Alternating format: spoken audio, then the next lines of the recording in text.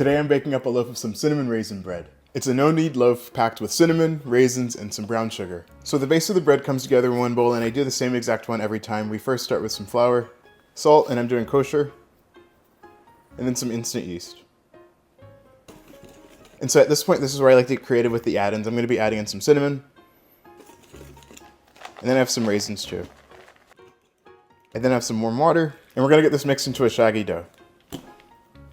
And so that's basically it. So now I'm going to let this rise, and then we're going to put it in the fridge. So it's the next day, and our bread has been rising in the fridge overnight. So now we're going to be heating up our bread oven and preheating our oven together. And so here's our bread, and we can see that it has doubled in size. So first I'm just flattening out the bread a little bit. I'm going to be sprinkling on some more raisins. And then I also want to add on some brown sugar. And then going to roll it in half. A little bit more brown sugar, a little more raisins, and then roll it up.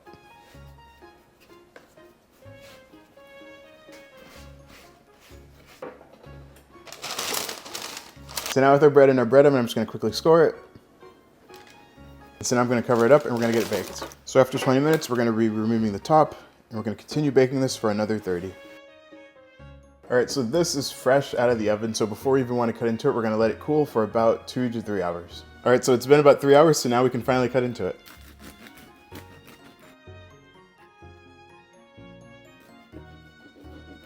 I'm really happy with the color of it overall, and I love the rise on it too. So as always with these breads, the outside is really crunchy, but the inside is really soft, which I like.